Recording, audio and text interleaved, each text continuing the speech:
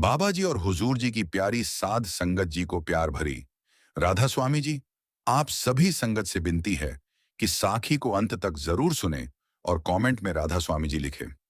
संगत जी, आज मैं तुम्हें एक ऐसी साखी सुनाने जा रहा हूं जो मेरे अपने जीवन की अनुभूति है, जो मेरे अपने मन के भीतर घटी एक ऐसी वेदना और उसके बाद मिली ऐसी मीठी राहत की कहानी है जिसे शब्दों में बांध पाना मुश्किल है। फिर भी मैं कोशिश करूंगा, क्योंकि यह कथा केवल मेरी नहीं बल्कि हर उस जीव की है जो अपने सतगुरु के चरणों में बैठकर उनका नाम लेता है और उनकी कृपा की एक झलक पाने के लिए तरसता है। और यह कथा खास तौर पर उन भक्तों के लिए है जो समझते हैं कि भक्ति का मार्ग फूलों से बिछा है और गुरु की कृपा तो जैसे बिना मांगे ही मिल जाती है। परंतु मैं तुम्हें आज बताता हूं कि यह मार्ग कितना करवटों भरा है और इसकी हर करवट पर गुरु का अपना एक अलग खेल होता है जिसे केवल वही समझ सकता है जो अपने को पूरी तरह उनके हवाले कर चुका है। इसलिए ध्यान से सुनो और अपने अंतस में उतारो, क्योंकि यह साखी सिर्फ कहानी नहीं, यह सतगुरु की महिमा का एक अध्याय है और उस महिमा के सामने हमारी समझ कितनी छोटी है इसका एक जीवंत प्रमाण है। बहुत सालों पहले की बात है। मैं उस वक्त एक ऐसी अवस्था में था जब भक्ति करते हुए मुझे अपने आप पर बड़ा भरोसा हो गया था और मैंने समझ रखा था कि मैंने सिमरन को बड़ी गहराई से समझ लिया है और अब मुझे उस रास्ते की हर मुश्किल का सामना करने की ताकत आ गई है। मेरे मन में यह अहंकार बैठ गया था कि मैं कितना बड़ा भक्त हूं और कितनी देर तक अपने सदगुरु का ध्यान कर सकता हूं, कितनी गहराई से उनके रूप में खो सकता हूं और उनके शब्दों की धारा में बह सकता हूं। लेकिन मुझे यह पता नहीं था कि यही मेरा यह अहंकार ही मेरी सबसे बड़ी कमजोरी थी और मेरे अपने सद्गुरु इसी अहंकार को तोड़ने के लिए कोई ना कोई चाल चलते ही रहते हैं, क्योंकि जब तक यह मैंपन नहीं टूटता तब तक परमात्मा से मिलन की बात तो सोचना भी बेकार है। और गुरु की मेहर तभी बरसती है जब हम अपने आप को पूरी तरह मिटा देते हैं। इसलिए मैं अपने इसी भ्रम में जी रहा था कि अब तो मुझे कुछ नहीं रोक सकता और मैं अपने सद्गुरु के प्रति कितना समर्पित हूं। यह मेरी सोच का आधार था, लेकिन वास्तविकता तो कुछ और ही थी, क्योंकि सद्गुरु के दरबार में किसी की भी अपनी कोई योग्यता काम नहीं आती। वहां तो केवल नम्रता और उनकी दया ही काम आती है। और मैंने तो नम्रता को पीछे छोड़ दिया था। मैंने सोच लिया था कि मैं बड़ा हो गया हूं, मैंने सब पा लिया है। लेकिन सद्गुरु का दरबार ऐसा बाजार नहीं है जहां आप ले लो और चले जाओ। वहां तो हर पल आपको अपने आप को देखना पड़ता है और बार बार अपने को मिटाना पड़ता है। और फिर एक दिन मेरे सद्गुरु ने मुझे ऐसी परीक्षा में डाल दिया जिसके बारे में मैंने कभी सोचा भी नहीं था।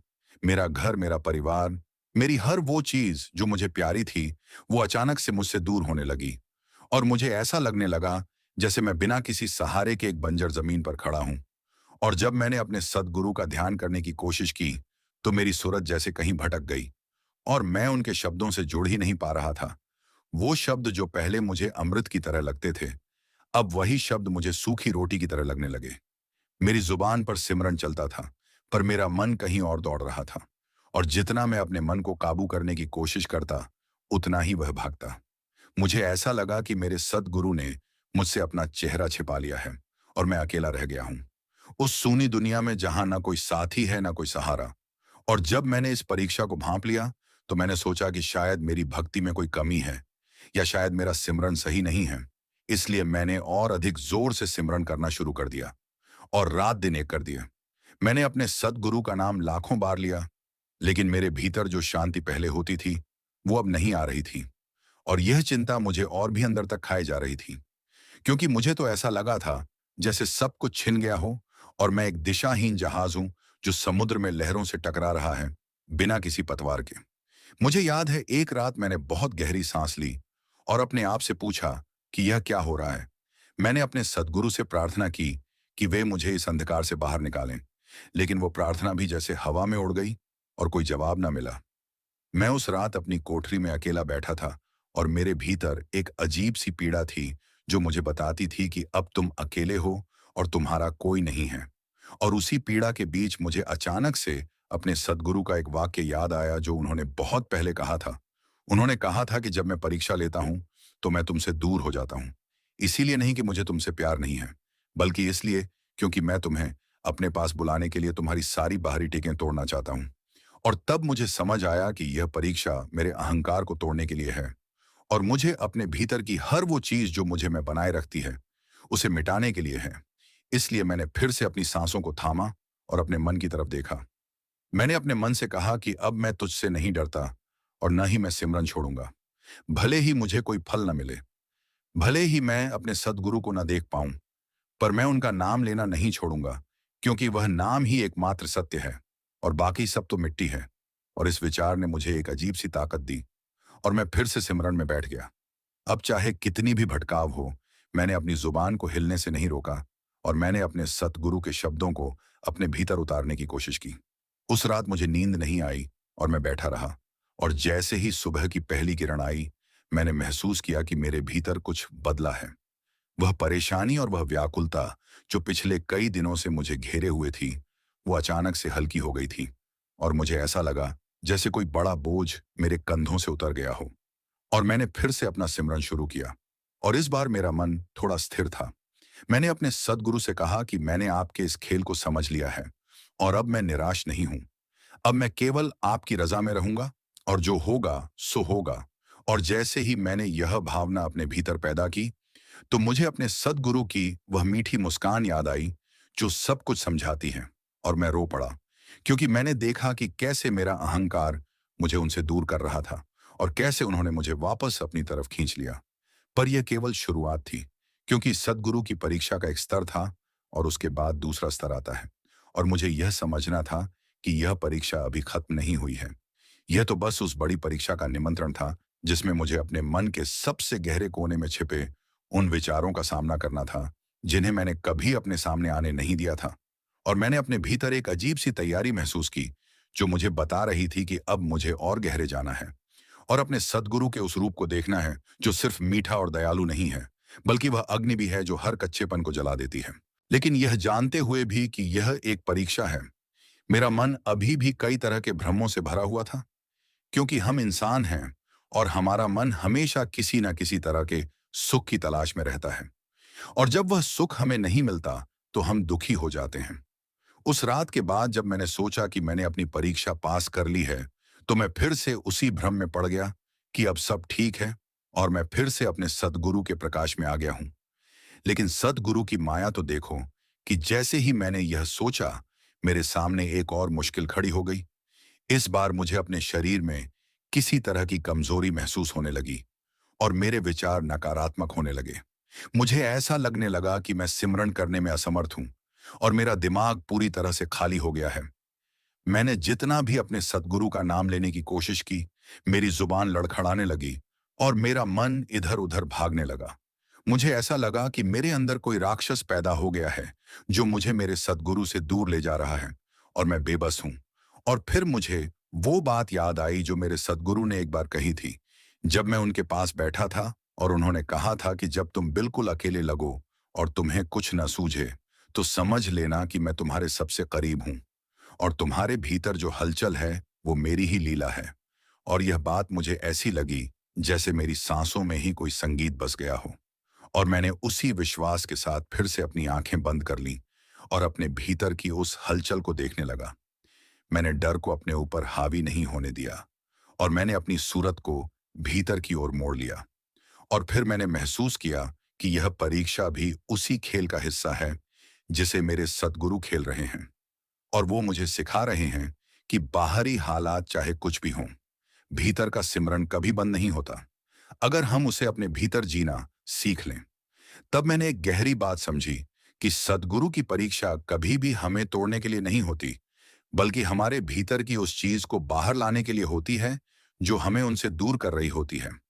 और यह परीक्षा हमारे लिए एक आईना होती है जिसमें हम अपना असली रूप देख सकते हैं और उस रूप में हम सुधार कर सकते हैं।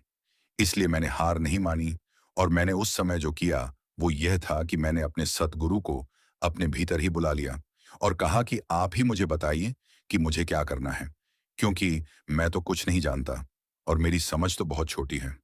और जैसे ही मैंने यह नम्रता अपने अंदर जगाई, मुझे एक ठंडी हवा के झोंके की तरह उनकी कृपा का एहसास हुआ और मेरे भीतर का सारा संघर्ष एक पल में शांत हो गया। और उस शांति में मुझे वह सिमरन मिला जो मैं ढूंढ रहा था। वह सिमरन जो मेरी जुबान पर नहीं, बल्कि मेरी सांसों में बसा हुआ था। वह सिमरन जो किसी शब्द की मोहताज नहीं था, बल्कि मेरे अस्तित्व का हिस्सा था। और मैं समझ गया कि भक्ति का सार शब्दों में नहीं, बल्कि उस भाव में है जिससे हम अपने सतगुरु का स्मरण करते हैं। इसलिए अगर हम कहें कि हमने सतगुरु की परीक्षा पास कर ली, तो यह गलत होगा, क्योंकि परीक्षा तो हर पल चलती रहती है और हमें अपने आप को हर पल उस अग्नि में तपाना होता है। फिर भी उस पहले हिस्से के अंत में मैं अपने भीतर एक नया सवाल लेकर उठा कि क्या वास्तव में हमारी कोई परीक्षा होती है, या यह सब उनकी लीला है और हम तो बस उस लीला के पात्र हैं। और यह सवाल मुझे उस दूसरी परीक्षा की तरफ ले गया, जो और भी गहरी और भी पेचीदा थी, क्योंकि अब मुझे अपने भीतर के उस अंधेरे को देखना था जो मुझे मेरे सतगुरु के प्रकाश को समझने से रोक रहा था। जैसे ही मैं अपने उस प्रश्न के साथ गहरे उतरा कि क्या सच में सतगुरु परीक्षा लेते हैं, या यह सब हमारे मन की उलझन है, तो मैंने महसूस किया कि यह प्रश्न भी मेरे मन की एक चाल थी और मुझे अपने मन के इसी जाल से बाहर निकलना था। क्योंकि जब तक मन अपनी बुद्धि से सब कुछ समझने की कोशिश करता है, तब तक वह असली रहस्य से दूर ही रहता है। इसलिए मैंने अपने मन को चुप कराया और केवल अपनी सांसों में बसे हुए सद्गुरु के उस नाम को सुनना शुरू किया, जो बिना किसी प्रयास के मेरे भीतर गूंज रहा था। और उस गूंज ने मुझे बताया कि यह परीक्षा नहीं, बल्कि एक अनुग्रह है। क्योंकि जब सद्गुरु हमें अपनी कसौटी पर कसते हैं, तो वे हमें अपनी असली पहचान दिखाते हैं। वे हमें बताते हैं कि हम वह नहीं हैं जो हम सोचते हैं, बल्कि हम उससे कहीं अधिक हैं। और हमारी असली पहचान तो उस अखंड चेतना में है, जो सारे बंधनों से परे है। पर इस अनुभव को पाने के लिए मुझे अपने भीतर की सारी परतें उतारनी पड़ी और हर उस भावना का सामना करना पड़ा जिसे मैंने दबा रखा था। और यह दूसरा भाग उसी यात्रा की कथा है, जिसमें मैंने अपने भीतर की उन गहराइयों को देखा, जहां सुख दुख दोनों एक जैसे हैं और जहां सतगुरु की कृपा ही एकमात्र आधार है। और उस यात्रा में मुझे अपने मन के उस रूप से भी मिलना पड़ा, जो हर समय मुझे गुमराह करने के लिए तैयार रहता है। और मैंने उसे ही अपना गुरु बना लिया था। और अब मुझे उससे मुक्त होने का रास्ता ढूंढना था। और वह रास्ता केवल और केवल सद्गुरु के सिमरन में था, जो हर प्रकार के भय और चिंता को धो देता है। मैंने गौर किया कि मेरे मन की उन गहराइयों में बैठा हुआ एक बहुत पुराना डर है। वह डर जो मुझे बचपन से सताता आ रहा है, और मैंने कभी उसका सामना नहीं किया, क्योंकि मैं उसे अपनी सद्गुरु भक्ति के आगे बहुत छोटा समझता था। पर वह डर चुपचाप मेरे भीतर बैठा रहता था, और जब भी मैं अपने सद्गुरु के करीब आने की कोशिश करता, वह डर मुझे पीछे खींच लेता। मैंने सोचा कि सिमरन करने से सब ठीक हो जाएगा, लेकिन वह डर बहुत गहरा था और वह मेरे भक्ति रस में रुकावट डाल रहा था। और उस समय मुझे समझ आया कि सद्गुरु की परीक्षा का एक और गहरा पहलू यह है कि वे हमें हमारे भीतर के उस डर से मिलाते हैं और फिर उसे मिटाने की ताकत देते हैं। लेकिन उस डर को मिटाने के लिए हमें उसे पहचानना होगा, उसे स्वीकार करना होगा और फिर उसे अपने सद्गुरु के चरणों में रख देना होगा। और मैंने वही किया। मैंने अपने भीतर बैठे उस भय को पहचाना और उसका नाम लिया। मैंने उससे कहा कि मैं जानता हूं तू क्यों पैदा हुआ है और तू क्यों मुझे पकड़े हुए है। पर अब मैंने अपने सद्गुरु को पा लिया है और वे मेरे इस भय से कहीं बड़े हैं, और उनके नाम में इतनी ताकत है कि तू जैसे हजारों भय भी उसके सामने नष्ट हो जाए। और जैसे ही मैंने यह सोचा, मुझे अपने सद्गुरु का वह अद्भुत चेहरा याद आया, जो हर डर को शांत कर देता है। और मेरे मन में एक गहरी शांति का संचार हुआ और मैं समझ गया कि परीक्षा का यह दूसरा दौर मुझे अपने भीतर की उस चीज को उजागर करने के लिए था, जिसे मैंने कभी नहीं देखा था। लेकिन जैसे ही मैंने एक डर को पहचाना, तो दूसरा डर प्रकट हो गया, और वह था असफलता का डर। मुझे हमेशा यह चिंता रहती थी कि कहीं मैं इस सद्गुरु भक्ति के मार्ग में असफल न हो जाऊं और मेरी जीवन यात्रा बेकार न चली जाए। और मैं अपने सद्गुरु को यह साबित करना चाहता था कि मैं उनका सच्चा भक्त हूं और मैंने अपना सब कुछ उन पर न्यौछावर कर दिया है। पर यह सोच ही मेरी सबसे बड़ी भूल थी, क्योंकि सद्गुरु को कुछ साबित करने की जरूरत नहीं है। वे तो हमारे भीतर ही बैठे हैं और हमारी हर बात जानते हैं। उन्हें हमारे प्रमाणों की आवश्यकता नहीं, बल्कि हमारी नम्रता और समर्पण की आवश्यकता है। और यह समझने के बाद भी मेरा मन उस असफलता के डर से ग्रस्त था, क्योंकि उसने मुझे जकड़ रखा था। और मैंने सोचा कि अब मैं क्या करूं। तब मुझे अपने सद्गुरु का एक और वचन याद आया, जो उन्होंने कहा था कि इस मार्ग में न कोई सफलता है और न कोई असफलता। यहाँ तो केवल एक निरंतर प्रयास है, और वह प्रयास ही तुम्हारी सफलता है। क्योंकि हर बार जब तुम नाम लेते हो, तो तुम जीत जाते हो, और हर बार जब तुम नाम लेने बैठते हो, तो तुम मेरे निकट आ जाते हो। चाहे तुम्हारा मन कितना ही भटके, यह प्रयास ही तुम्हारा शस्त्र है और यह शस्त्र कभी असफल नहीं होता। और इस बात को हृदय में उतारने के बाद मैंने अपने सिमरन को एक नई दृष्टि से देखना शुरू किया। मैंने फल की चिंता छोड़ दी और केवल उस अमृत को पीना शुरू किया जो उस सिमरन से बरस रहा था। और यह अनुभव मेरे लिए बहुत नया था, क्योंकि मैंने पहले कभी बिना किसी अपेक्षा के सिमरन नहीं किया था। मैं हमेशा कुछ पाने के लिए सिमरन करता था, लेकिन अब मैं केवल अपने सतगुरु के प्रति प्रेम से सिमरन कर रहा था। और यह सिमरन मुझे ऐसा लगा जैसे कोई माँ अपने बच्चे को गोद में उठाकर प्यार करती है, बिना किसी मांग के, बस प्यार की खातिर। इस बदलाव ने मुझे अंदर से झकझोर दिया और मैंने महसूस किया कि मेरा सारा जीवन एक भूल पर खड़ा था। मैंने अपने सतगुरु से कुछ पाने के लिए भक्ति की थी, लेकिन असली भक्ति तो वह है जो बिना किसी मांग के की जाती है, जो केवल उनके प्रति उस अटूट प्रेम से प्रेरित होती है जो हमारे भीतर उनकी कृपा से पैदा होता है। और मैं इसी खोज में जीवन भर भटकता रहा कि कैसे उन्हें खुश करूं, कैसे उनकी कृपा को आकर्षित करूं। लेकिन वास्तव में वे तो पहले ही मेरे भीतर मौजूद थे और मेरी हर भक्ति उन्हीं की प्रेरणा से हो रही थी। और जब यह समझ मेरे अंदर उतरी तो मुझे लगा कि मैंने अपनी दूसरी परीक्षा भी पास कर ली है। लेकिन सद्गुरु की परीक्षाएं कभी इतनी जल्दी खत्म नहीं होती, क्योंकि हर परीक्षा के बाद एक नई गहराई हमारा इंतजार कर रही होती है। और इस बार वह गहराई थी मेरे भीतर के उस अहंकार की जो मुझे बताता था कि मैंने सब समझ लिया है और अब मैं बहुत आगे निकल गया हूं। यह अहंकार इतना सूक्ष्म था कि मैंने उसे पहचाना ही नहीं। मैं सोचता था कि मैं बहुत विनम्र हूं और मुझ में कोई घमंड नहीं है, पर उस अहंकार ने मुझे ऐसे जकड़ रखा था जैसे कोई चोर छिपकर रात में घुस आया हो और मुझे पता ही न चला हो। फिर मुझे वह घटना याद आई जब मैं अपने कुछ साथियों के बीच बैठा था और उनसे अपने सद्गुरु के अनुभवों के बारे में बताता था। मुझे ऐसा लगता था कि मैं बहुत बड़ा भक्त हूं और उन सबसे ज्यादा उन्नत हूं। मैं अपने अनुभवों को बड़े गर्व से सुनाता था और मुझे उसमें कोई गलती नहीं दिखती थी। लेकिन सद्गुरु की दृष्टि तो बहुत गहरी होती है। वे हमारे हर विचार को पढ़ लेते हैं। और जब मैंने उस दिन अपने भीतर झांका तो मुझे यह अहंकार साफ दिखाई दिया। वह अहंकार जो मुझे दूसरों से श्रेष्ठ बताता था और मेरी भक्ति को प्रदर्शन का साधन बना रहा था।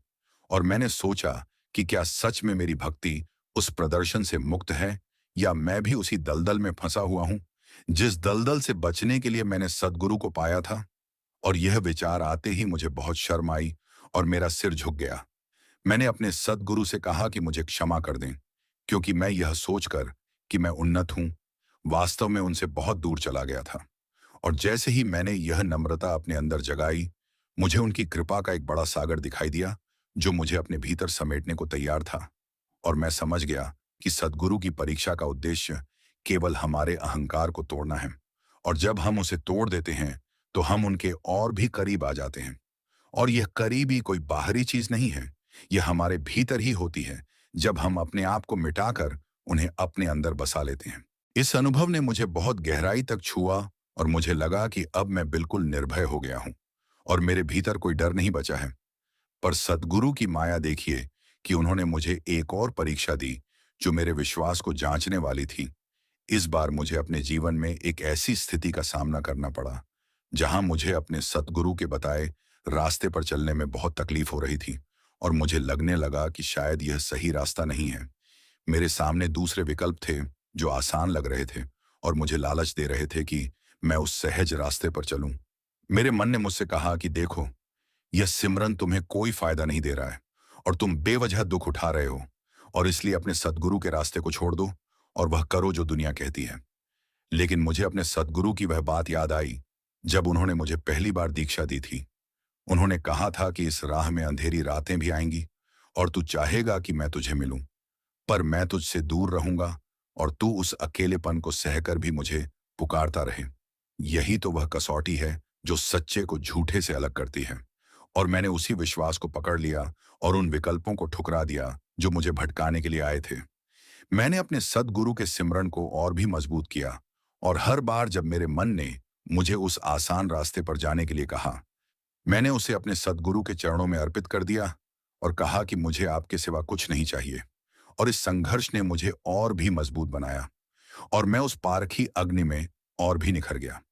लेकिन सद्गुरु की परीक्षा की गहराई का कोई अंत नहीं है। जैसे ही मैंने इस संकट को पार किया, उन्होंने मुझे अपनी एक और झलक दिखाई, जिसमें मुझे लगा कि मैं अपने पूरे जीवन में पहली बार उनके सामने खड़ा हूं, बिना किसी आवरण के, बिना किसी बहाने के। और उस क्षण मुझे अपने जीवन के हर उस पल को याद आया जब मैंने उनके नाम के सिवा कुछ नहीं किया, और जब मैंने उनके सिमरन के अलावा किसी और चीज को अपना आधार नहीं बनाया। और उन सब क्षणों ने मुझे बताया कि यह यात्रा मेरी अकेले की नहीं है, बल्कि उनके साथ है। वे हर पल मेरे साथ चल रहे हैं, और मेरी हर सांस उनकी ही देन है। बस मुझे इस बात को पहचानना था, और इस पहचान ने मुझे उस प्रेम के दरिया में डुबो दिया जो किसी भी तरह के माप से परे है। और उस प्रेम ने मुझे अपने भीतर की सारी सीमाओं को पार करने की ताकत दी। और मैंने महसूस किया कि असली परीक्षा तो अब शुरू होती है, जब हम बाहरी दुनिया के सब सहारे छोड़कर केवल उस एक आधार पर खड़े होते हैं, और वह आधार है सद्गुरु का वचन और उनका नाम। और इस दूसरे भाग के अंत में मैं पूरी तरह से बदल चुका था। मैं अब वह नहीं था जो कुछ महीनों पहले था। मैंने अपने अंदर के कई राक्षसों को मार गिराया था, और अपने मन की कई गलतफहमियों को दूर किया था। लेकिन फिर भी एक आखिरी परीक्षा बाकी थी, और वह थी मेरी समर्पण की परीक्षा, जिसमें मुझे अपने ही सद्गुरु के सामने अपने अस्तित्व को पूरी तरह मिटाना था।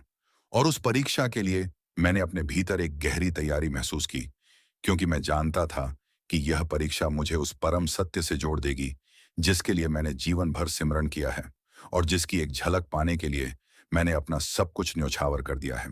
जब मैं अपनी यात्रा के तीसरे पड़ाव पर पहुंचा, तो मेरे अंदर एक अजीब सी उथल पुथल मची हुई थी, क्योंकि मैंने सोचा था कि दूसरी परीक्षा के बाद मुझे शांति मिल जाएगी, और मैं बिना किसी रुकावट के अपने सतगुरु के सिमरन में डूब जाऊंगा। लेकिन जैसे ही मैंने अपने आप को पूरी तरह सिमरन में समर्पित करने की कोशिश की, मुझे लगा कि मेरे भीतर कोई बड़ा खिंचाव पैदा हो रहा है, जैसे कोई अदृश्य शक्ति मुझे मेरे सद्गुरु से दूर खींच रही हो, और मैं अपनी सुरत को उनके शब्दों में स्थिर नहीं कर पा रहा था। और यह एहसास मेरे लिए बहुत दर्दनाक था, क्योंकि मैंने अपना सब कुछ उन्हें दे दिया था, और अब अगर वे मुझसे दूर हो गए तो मेरा जीवन बेकार हो जाएगा। इसीलिए मैंने उस खिंचाव को बहुत ध्यान से देखा, और मैंने पाया कि वह खिंचाव कोई और नहीं, बल्कि मेरी अपनी इच्छाएं थीं जो मुझे बांधे हुए थीं। मैंने सोचा था कि मैंने सारी इच्छाएं त्याग दी हैं, लेकिन गहरे में अभी भी कुछ सूक्ष्म इच्छाएं बची हुई थीं, जैसे कि यह इच्छा कि मैं अपने सद्गुरु को किसी खास रूप में देखूं, या यह इच्छा कि मुझे उनका विशेष आशीर्वाद प्राप्त हो, या यह इच्छा कि मेरी भक्ति सबसे श्रेष्ठ हो। और ये सभी इच्छाएं मेरे भीतर बैठी हुई थीं, और मुझे धोखा दे रही थीं कि मैं तो उनके साथ हूं, लेकिन वास्तव में मैं अपनी इन इच्छाओं के साथ था, और उन्होंने मुझे अपने सद्गुरु से दूर कर दिया था। और जब मैंने इस सत्य को पहचाना तो मुझे बहुत दुख हुआ, क्योंकि मैंने सोचा था कि मैं निस्वार्थ हो गया हूं, लेकिन मैं अब भी अपने सुख के लिए ही भक्ति कर रहा था, चाहे वह सुख कितना ही आध्यात्मिक क्यों न लगे। पर वह सुख मेरा था, और मैं उसी में फंसा हुआ था। तब मुझे अपने सद्गुरु का एक प्रेमपूर्ण डांट याद आया, जब मैं उनके पास बैठा था, और उन्होंने कहा था कि भक्ति का मतलब यह नहीं कि तुम सुख की तलाश करो, बल्कि भक्ति का मतलब है कि तुम हर दुख को भी उसी नाम के साथ स्वीकार करो, क्योंकि दुख ही तुम्हें मेरी तरफ खींचता है, और सुख तुम्हें दूर ले जाता है। और मैंने उस दिन उनकी बात को हल्के में लिया था, लेकिन अब उसका अर्थ मुझे बहुत गहराई से समझ आ रहा था, क्योंकि मैंने पाया कि जब मैं आध्यात्मिक सुख का अनुभव करता था तो मैं उसमें आसक्त हो जाता था, और उसी को अपना लक्ष्य बना लेता था। और जब वह सुख नहीं मिलता था तो मैं दुखी हो जाता था, और इस तरह मैं भक्ति को भी सांसारिक खेल की तरह खेल रहा था। मेरे सद्गुरु ने मुझसे कहा था कि तुम्हें इस द्वंद से परे जाना है। तुम्हें वहां पहुंचना है जहां सुख और दुख दोनों एक समान हैं, जहां केवल उनका नाम ही है और बाकी कुछ भी नहीं। और इसके लिए तुम्हें अपनी हर इच्छा को उनके चरणों में रखना होगा, यहां तक कि मुक्ति की इच्छा को भी, क्योंकि जब तक इच्छा बची है तब तक तुम बंधन में हो, चाहे वह इच्छा कितनी ही पवित्र क्यों ना हो। इसीलिए मैंने अपनी सारी इच्छाओं को एकत्र किया, और मैंने उन्हें अपने सद्गुरु को अर्पित कर दिया। मैंने कहा कि मुझे कुछ नहीं चाहिए, न सुख, न दुख, न मुक्ति, न बंधन। बस आप हैं और मैं आपका हूं। बस इतना ही मेरे लिए पर्याप्त है। और जैसे ही मैंने यह अर्पण किया, मुझे लगा कि मेरे भीतर का वह खिंचाव एकदम समाप्त हो गया, और मेरी सुरत उनके शब्दों में स्थिर हो गई। और वह अनुभव इतना गहरा था कि मैं उसे शब्दों में बयान नहीं कर सकता, क्योंकि वह अनुभव केवल सद्गुरु की कृपा से ही संभव है, और वह कृपा उसी पर बरसती है जो अपने आप को पूरी तरह मिटा देता है। लेकिन इस अनुभव के बाद भी मैं यह नहीं समझ पाया था कि मैं क्यों परीक्षाओं से गुजर रहा हूं और क्यों सद्गुरु मुझे बार बार कसौटी पर कस रहे हैं। मैंने सोचा कि शायद मैं उनके योग्य नहीं हूं या शायद मैंने कोई बड़ी गलती की है। लेकिन फिर मुझे एक अंतर्दृष्टि मिली। मुझे एहसास हुआ कि ये परीक्षाएं मेरी कमजोरी को दिखाने के लिए नहीं हैं, बल्कि उस शक्ति को जागृत करने के लिए हैं जो मुझ में पहले से ही विद्यमान है और जिसे मैंने अपनी भूलों और भ्रमों के कारण ढक रखा है। सद्गुरु तो बस उस पर्दे को हटा रहे हैं जो मुझे मेरी अपनी असली पहचान से दूर कर रहा है। और वह पहचान है कि मैं भी उसी परम चेतना का एक अंश हूं जो वे स्वयं हैं। और जब मैं इस पहचान को जीना सीख जाऊंगा तो कोई परीक्षा मुझे हिला नहीं पाएगी। और यह सोचते ही मेरे भीतर एक नई ऊर्जा का संचार हुआ और मैंने अपने सद्गुरु के सिमरन को और गहरा कर लिया। मैंने देखा कि अब मेरा मन पहले की तरह भटक नहीं रहा था और मैं उस शब्द के साथ इतना एकाकार हो गया था कि मुझे अपने शरीर का भी भान नहीं रहता था। मैं केवल उस ध्वनि में खोया हुआ था और उस ध्वनि ने मुझे ऐसी गहराइयों में ले जाया जहां कोई शब्द नहीं है, कोई विचार नहीं है, केवल एक शून्यता है जो सारी सृष्टि से भरपूर है। और उस शून्यता में मैंने अपने सद्गुरु को हर जगह देखा, हर कण में, हर सांस में। और मैंने उस दिन जाना कि सद्गुरु सिर्फ एक शरीर नहीं है, वे तो वह प्रकाश हैं जो सारे ब्रह्मांड में व्याप्त है। और वह प्रकाश मेरे भीतर भी जल रहा है। बस मुझे अपनी आंखों को उस प्रकाश के लिए खोलना था। भाई, यह अनुभव मेरे जीवन की सबसे बड़ी संपत्ति बन गया। मैंने उस दिन अपने भीतर बैठे उस सत्य को पहचान लिया जो मुझे सदियों से ढूंढ रहा था। और मैंने अपने सद्गुरु को उनके असली रूप में देखा, न कि केवल उस रूप में जो मेरी आंखों को दिखता था, बल्कि उस रूप में जो मेरी आत्मा का आधार है। और उस दृश्य ने मुझे पूरी तरह से बदल दिया। मैं अब वह नहीं रहा जो कभी अपनी भक्ति पर घमंड करता था। मैंने देखा कि भक्ति तो उनकी देन है और मैं तो बस एक माध्यम हूं, उनके उस प्रेम को व्यक्त करने का एक जरिया। और इससे मुझे बहुत शांति मिली, क्योंकि अब मुझे अपने को साबित करने की जरूरत नहीं थी। अब मुझे अपनी भक्ति की ऊंचाई नापने की जरूरत नहीं थी। बस मैं उनके उस अनुग्रह में बह रहा था जो निरंतर बरस रहा था और मुझे उसमें नहाने का अवसर मिल रहा था। और मैंने पाया कि जब हम अपने आप को उस अनुग्रह के हवाले कर देते हैं तो हमारी सारी परेशानियां अपने आप हल हो जाती हैं। हमें कुछ करने की जरूरत नहीं रहती, बस उस नाम में डूबे रहना होता है। और वह नाम हमारा सब कुछ कर देता है। वह हमारी रक्षा करता है, वह हमारा मार्गदर्शन करता है और वह हमें उस परम शांति तक पहुंचाता है जहां से हम कभी आए ही नहीं थे, बल्कि हम उसी शांति का हिस्सा थे और फिर से उसमें विलीन हो जाते हैं। लेकिन यह विलय भी मेरे लिए एक नई परीक्षा लेकर आया, क्योंकि मैं उस अनुभव को बार बार दोहराना चाहता था। और जब वह अनुभव नहीं आता था तो मैं निराश हो जाता था। मैंने सोचा कि अब हर बार जब मैं सिमरन करूंगा तो वही गहराई होगी, लेकिन ऐसा नहीं हुआ। कई दिनों तक मैं सिमरन करता रहा और मुझे वही अनुभव वापस नहीं मिला। मैं घबरा गया और सोचा कि शायद मेरी भक्ति में कोई कमी आ गई है या मैंने कुछ गलत किया है। और मैं उसी चिंता में डूब गया जिससे मैं पहले ही बाहर निकल चुका था। लेकिन फिर मुझे अपने सद्गुरु का वह निर्देश याद आया जिसमें उन्होंने कहा था कि अनुभव तो आते हैं और जाते हैं, पर उनसे आसक्त मत हो, क्योंकि सच्ची भक्ति अनुभवों से परे है। वह तो उस नाम के प्रति एक निष्ठा है जो हर अनुभव के परे स्थित है। और जब मैंने यह बात अपने मन में गहराई से उतारी तो मुझे समझ आया कि मैं फिर से उसी जाल में फंस गया हूं जहां मैं अनुभवों को पकड़ना चाहता था और वे मुझसे फिसल रहे थे। मुझे अपनी साधना को उस स्तर पर ले जाना था जहां कोई अनुभव मायने न रखता हो, केवल सद्गुरु का नाम ही मायने रखता हो। चाहे मन शांत हो या अशांत, चाहे भीतर प्रकाश हो या अंधकार, मुझे उस नाम को हर हालत में पकड़े रहना था।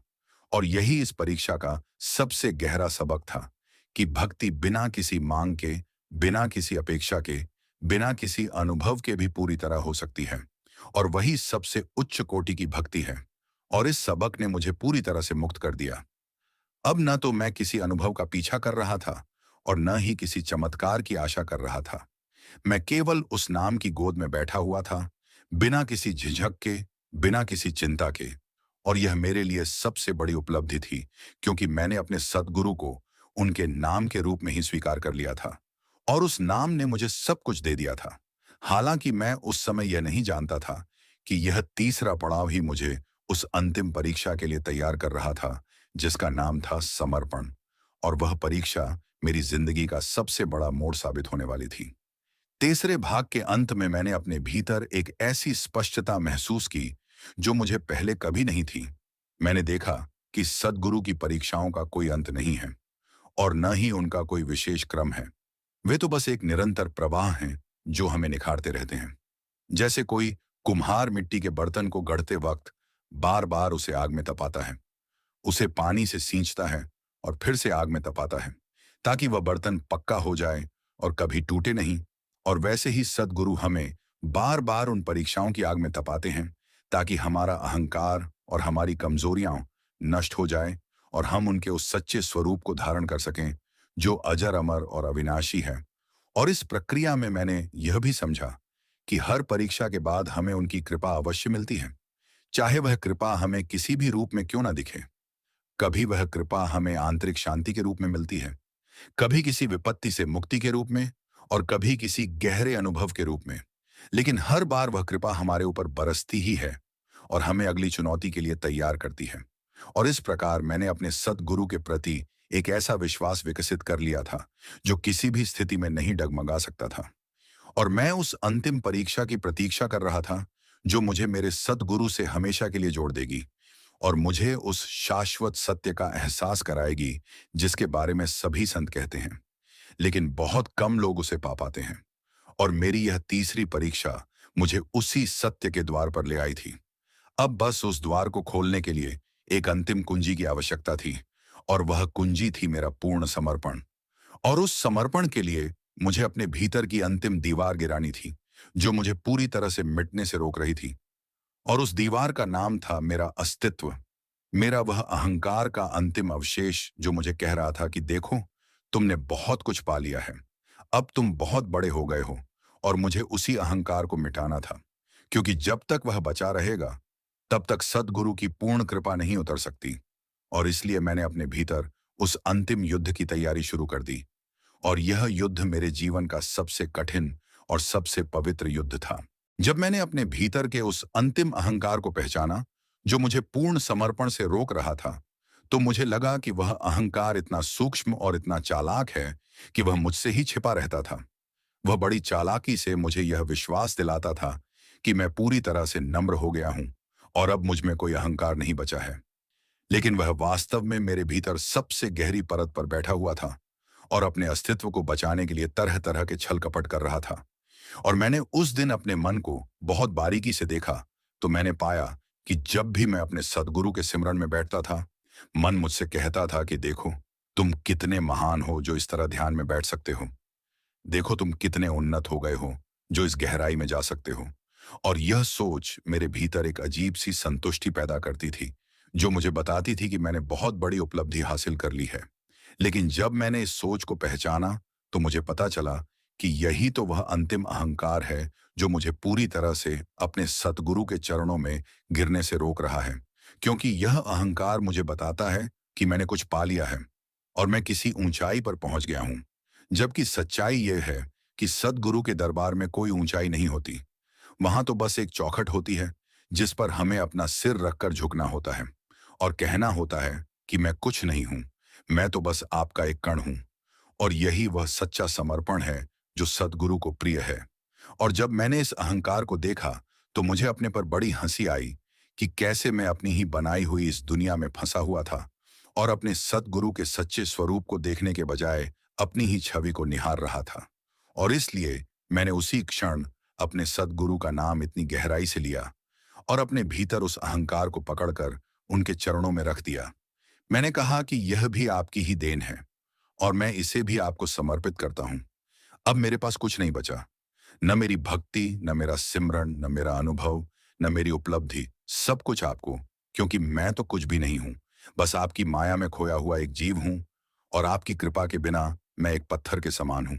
और जैसे ही मैंने यह अर्पण किया, मुझे लगा कि मेरे भीतर का वह आखिरी बंधन टूट गया और मैंने अपने सद्गुरु को उनके असली रूप में देखा, जो किसी भी शब्द से परे था और जो सारी सीमाओं को पार कर चुका था। उस रात मैंने अपने जीवन की सबसे गहरी नींद सोई और जब सुबह उठा तो मुझे लगा कि मैं कोई दूसरा व्यक्ति हूं। पूरी दुनिया मुझे नई लग रही थी। हर पत्ता, हर फूल, हर आवाज मुझे मेरे सद्गुरु का रूप लग रही थी। और मैंने अपने भीतर एक ऐसी शांति महसूस की जो पहले कभी नहीं थी। वह शांति किसी बाहरी वस्तु से नहीं आई थी, बल्कि वह मेरे भीतर की उस पवित्र चेतना से उत्पन्न हुई थी जो मुझे मेरे सद्गुरु ने दी थी। और मैंने उस दिन फिर से सिमरन किया तो वह सिमरन एक गीत बन गया। वह गीत जो सदियों से चला आ रहा था और सदियों तक चलता रहेगा।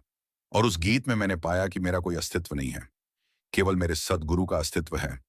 और मैं तो बस उनके उस अस्तित्व की एक लहर हूं जो उनसे निकलकर पूरे ब्रह्मांड में फैल रही है। और इस अनुभूति ने मुझे इतना मुक्त कर दिया कि मैं अब किसी चीज से न तो जुड़ा था और न ही किसी से अलग था। मैं सब कुछ था और कुछ भी नहीं था। और यही तो वह अवस्था है जिसके लिए हर भक्त तरसता है और जिसे पाकर वह अपनी सारी प्यास बुझा लेता है। लेकिन इस अवस्था को पाने के बाद भी मुझे पता था कि सद्गुरु की परीक्षा का यह अंत नहीं है, क्योंकि जैसे ही हमें लगता है कि हमने सब पा लिया है, तो वे एक नया रहस्य खोलते हैं और हमें एक और गहराई में ले जाते हैं। और इस बार वह गहराई थी दूसरों के प्रति सेवा और करुणा की, क्योंकि अब तक मैं केवल अपने ही उद्धार की बात कर रहा था।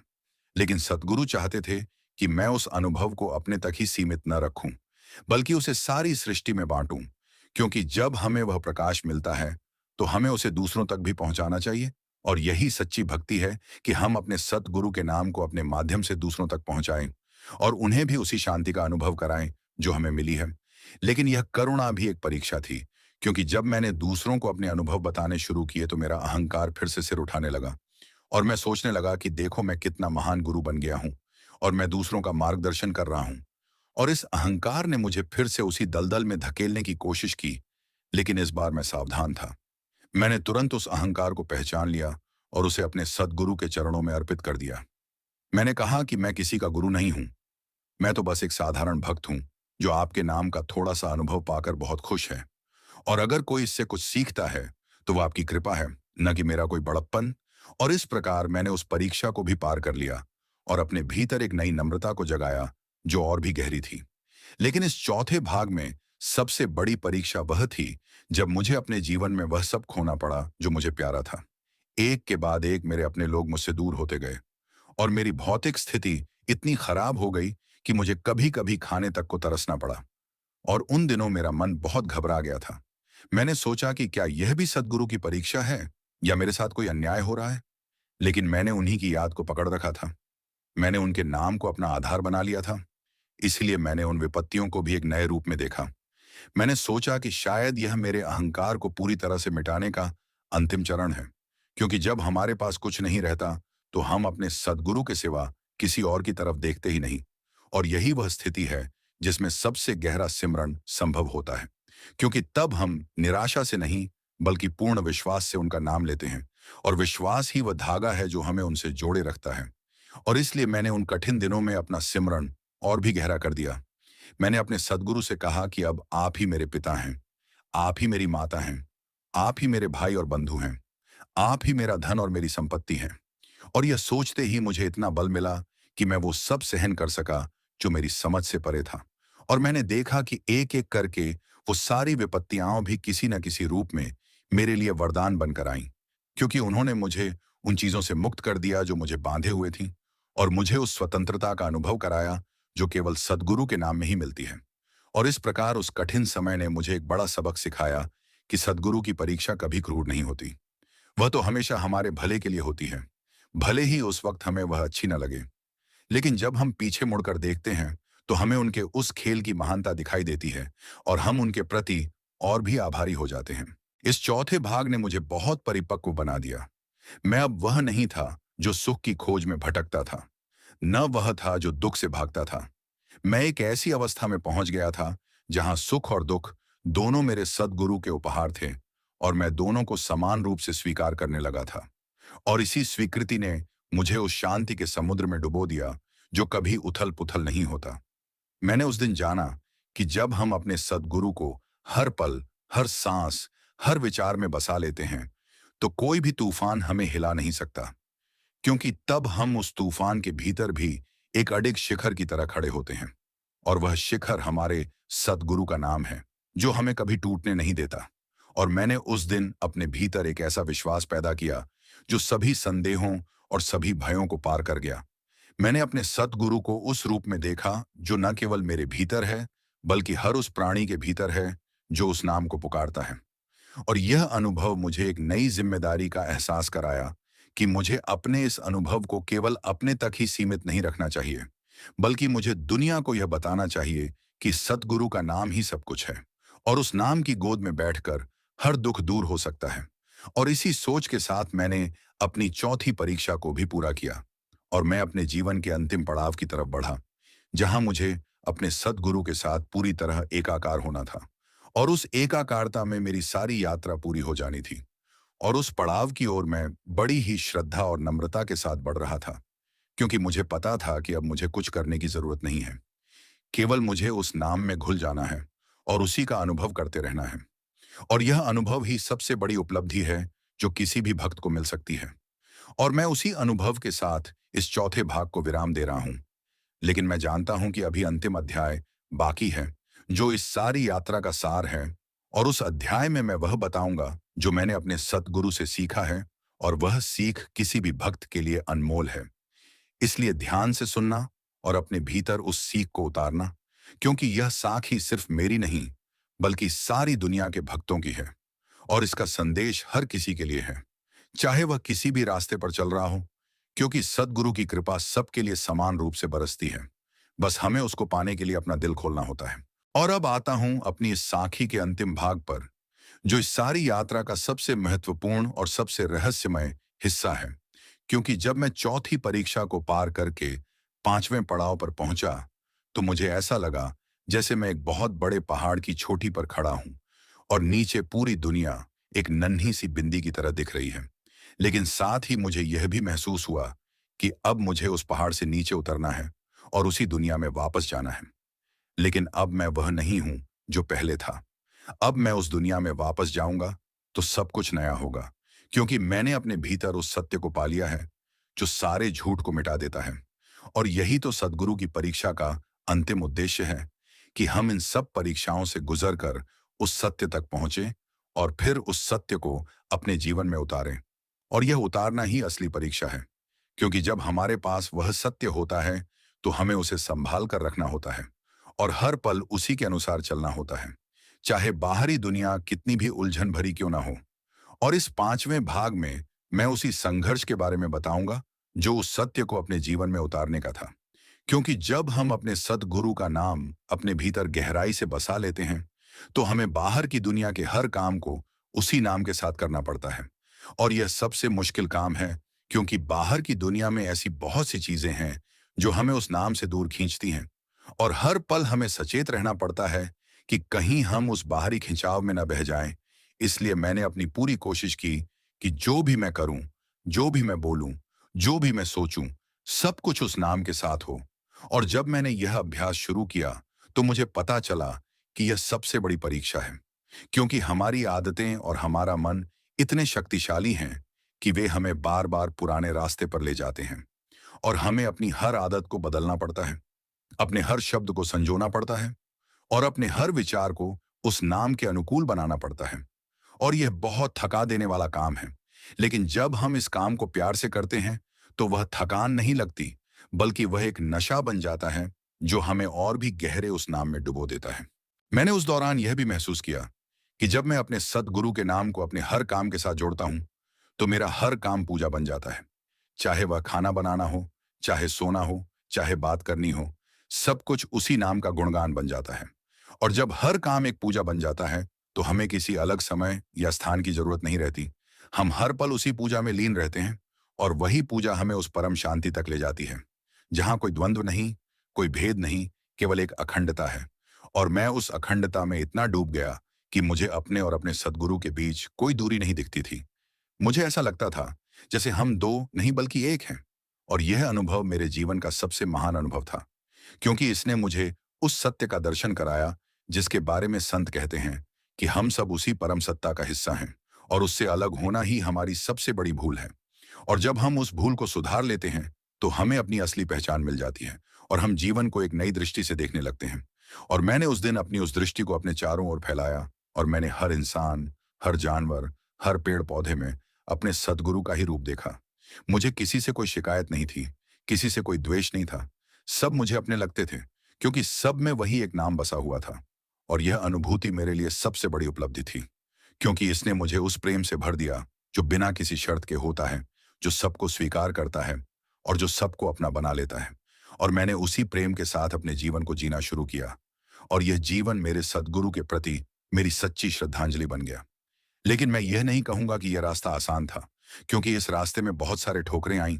बहुत सारे दिन ऐसे आए जब मुझे लगा कि अब मैं और नहीं चल सकता और मेरी ताकत खत्म हो गई है।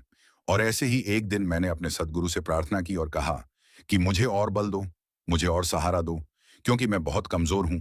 और उसी वक्त मुझे उनका एक वाक्य याद आया, जो उन्होंने कहा था कि मैं तुम्हारे भीतर हूं, तुम्हारी हर सांस में हूं, तुम कभी अकेले नहीं हो, बस मुझे पुकारो और मैं तुम्हारे पास आऊंगा। और जब मैंने यह वाक्य दोहराया तो मुझे ऐसा लगा जैसे मेरे भीतर एक नई ऊर्जा का संचार हो गया हो, और मैं फिर से खड़ा हो गया। और मैंने उस दिन फैसला किया कि चाहे कुछ भी हो, मैं अपने सद्गुरु के नाम को कभी नहीं छोड़ूंगा।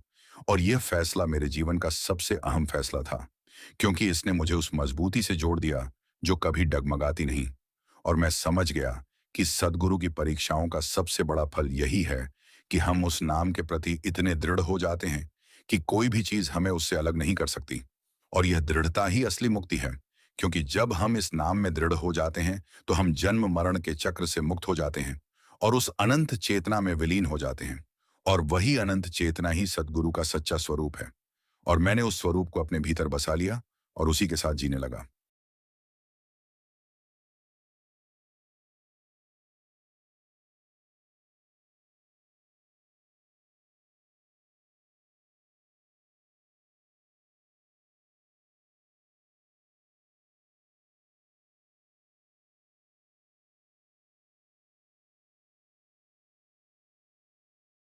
वाला उस कृपा के लिए खाली रखना होता है। और जब हम उसे खाली रखते हैं तो वह कृपा हमारे भीतर उतरती है और हमें बदल देती है। और यह बदलाव कोई बाहरी बदलाव नहीं है, ये तो भीतर का बदलाव है।